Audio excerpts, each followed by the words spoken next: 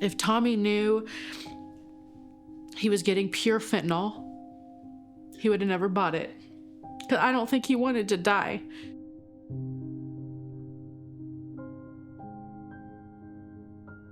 How could he, after everything that he's gone through, how could he do that to me and my family?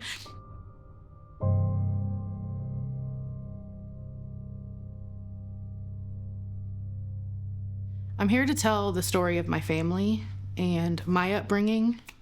And I lost my brother last year, and so I'm here to tell his story. I was the last born from Tommy and I's mom and dad, Fran and Larry. Tommy is my full-blooded brother, and in the home it was me, Tommy, and our brother Gary. But we were raised with parents that used on and off, and so I would say that we never really knew consistency. It was a couple years that we were good, a couple years we weren't, on and off. And it got to the point where my parents started to use with Tommy. And not quite with me yet, I wasn't old enough, but they normalized using as a way to bond. And so I was 15 when our mom died. And I was on my own. I was living on my own at 15. Tommy was out of the house. He was 18 at that time. And our dad was in prison. And so that was really hard for us. Tommy and I went different ways. I really leaned into my education and my friends. And I really tried hard not to use. And Tommy really fell into using quite a bit. And then when Dad got out of prison, they just started using together and bonding like no other.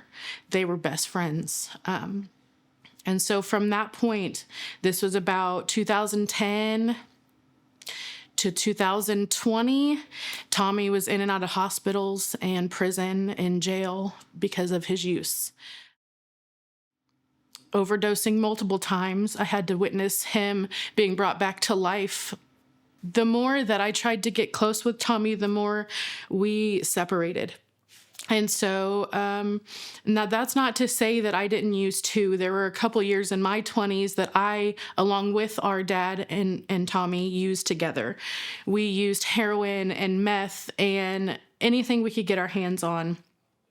During those years, as Tommy was continuing to go down the wrong path and go to prison, I leaned more into making a difference with psychology and sociology. So I went into school. I started working at a local nonprofit.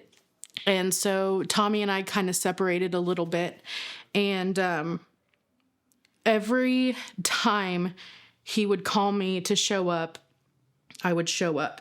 So as much as we were different, I was still his number one cheerleader every time. Even to the point where I would cross my own boundaries to make sure I was there for him. And he would do the same for me. But I think it was, I remember even like it might have been his 6th or 7th time in jail or prison. He called me and he's like, "Can you come get me?" And I was like, "Yeah, of course." And I'm driving halfway there to get him. And I'm like, dang it, he got me again. Like, I told him I wasn't going to do this. I told him, you better get your stuff together, Tommy. And I'm not going to do this until you get your stuff together. And I was like, dang it, he got me again. And so I think that just goes to show that no matter what, I was always going to be his number one cheerleader. And along the way, I still had to learn my boundaries. In 2019, I was pregnant. I was on medication-assisted treatment. And it was 1 month before I was supposed to have my daughter. And I found my dad dead from polysubstance use, including fentanyl. Tommy was in prison. I was on my own. But I pushed through. And 2020, I think it was, Tommy got out of prison for the last time. And I wish I could say that he had a radical encounter at that point and worked through his addictions, but he didn't. he kept getting in trouble and going to jail. And I think it was in 2021, Tommy called me from jail and he goes, Irish, I got to find a sober living place. I gotta get out of here and do the right thing. I know I need to do this. And so I gave him some resources, and one of those resources is a local resource here. It's a homeless shelter, but from calling that homeless shelter, Tommy found Freedom City Church. When Tommy started the church, he said, man, Irish, you got to check this church out. You're going to absolutely love it. So it wasn't just everybody else's life that he impacted. It was mine too. And in 2022, because of the church and because of what Tommy did to pour into me, I was able to successfully get off medication-assisted treatment. And I stopped using nicotine. I stopped drinking. I was now sober because of the impact of my brother. He was welcomed into the Hope Homes program at Freedom City Church in 2021. It's a year-long discipleship program. And and when I say Tommy changed completely from that program, I finally felt like I got my brother back. The brother that I had when we were kids. The brother that would show up for me like I would show up for him. And it wasn't just me that he was showing up for. He would show up for everybody. He would put everybody first before himself. And that's who he became. It was this person that God just changed completely. It was incredible to see. He showed up every Sunday. He engaged in all kinds of church activities. He showed up for people. He bought people the things that they needed without them even asking. Hey man, you need some shoes? It looks like you could use some shoes. He bought him some shoes. There was a woman that Tommy knew that her sister had had a baby and she didn't have anything, and he went and bought her everything that she needed. You could see that God was speaking through Tommy and touching lives in a way that nobody else could do.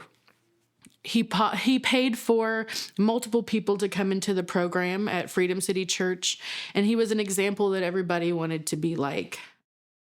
He graduated in 2022 from the Hope Homes program, and then he went into Straight Street Home, and he was there for about 6 months, I think. And in 2023, he ended up moving in to his own place.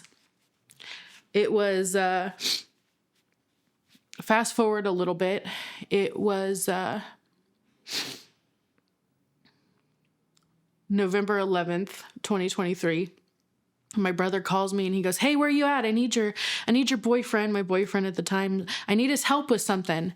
And I could tell something was wrong.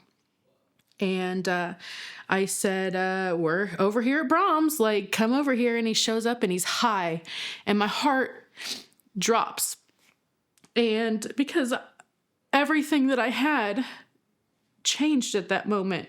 Here we go again. Like, I don't know what to do at this point because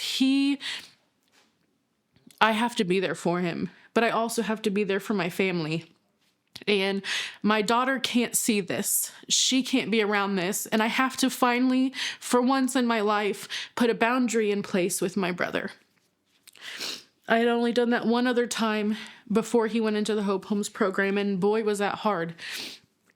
I was understanding that I needed to be there for him, but in a different way than I had before. So that day, November 11th, I said, Tommy, I don't care what you do, but you cannot be around me and my family like this. You can't be. You can't be. You need to leave. And he said, all right, Irish. And I was pissed. I was so mad. How could he, after everything that he's gone through, how could he do that to me and my family? But I've also worked in recovery services for 5 years. So not only how could he, but man, Tommy, I understand, and I am so sorry that you caved. The last thing I said to him in person was, Tommy, you can't be around me like this. You need to leave. And that whole night I was so mad at him But I had it in my head, I will talk to him tomorrow after church. I will give him resources and he will be fine. He will be fine. And I had some text messages between he and I that night, and I said, Tommy, he said that he got high off of 2-hydrocodone. And I said, Tommy, I know this is not hydros. I know this is not hydros. And he denied it. He said, yeah, it is. And I said, man, you do what you gotta do, Tommy. This is your recovery, not mine. But I'm really worried about you. And this is a slippery slope. And he said, thank you for always being there for me and always looking out for me, Irish. I love you. And that was the last message I got from him. The next day, I pull into church and his truck's not there, and he was always there before me, parked in the same spot. And I immediately in my head start freaking out because this is unlike him. I have to talk to him today. Like, what's going on here? Maybe he's just still high, right? And I sit in service, and as time goes on, I start to get anxious, and I start replaying in my head the time I found my dad dead. I text my brother, and my message doesn't go through, and I start to panic. And I send him a message on Facebook, and my messages won't go through, and I start to panic. And I go to the bathroom, and I call my husband, and I said, something's not right. I'm freaking out here. The last time this happened, I found my dad dead from a fentanyl overdose. And my husband went to my brother's apartment and found him. He had ingested what he thought was pills off the street that could have been Oxy or something, the blues, and it was just fentanyl. There was nothing else in it. The night before he died, he told me who gave it to him. So me being me, I asked her, I sent her a message, hey, did you give my brother pills? She said, yeah, I did. I said, what were they? She said, blues, but I think they were pressed with fentanyl. This person grew up around us. There's a lot more to that story. But to know that this person knew she sold my brother fentanyl is incredibly hard for me. I was really angry at her and incredibly angry at my brother for a long time. But I think what I'm angry at is fentanyl, because it's a smart drug. It will outsmart people that have used for their whole lives. It outsmarted my dad. It outsmarted my brother. It takes so little fentanyl to kill somebody. And I think that if Tommy knew, or my dad, if Tommy knew he was getting pure fentanyl, he would have never bought it. Because I don't think he wanted to die. And that's kind of my story. Fentanyl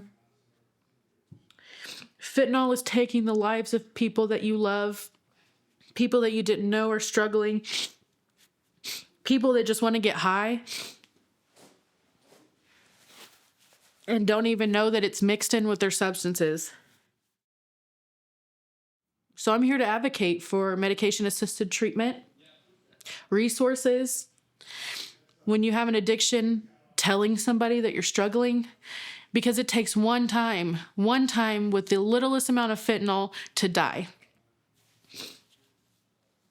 I'm angry that I worked in recovery services for 5 years, and I grew up knowing what somebody high looks like.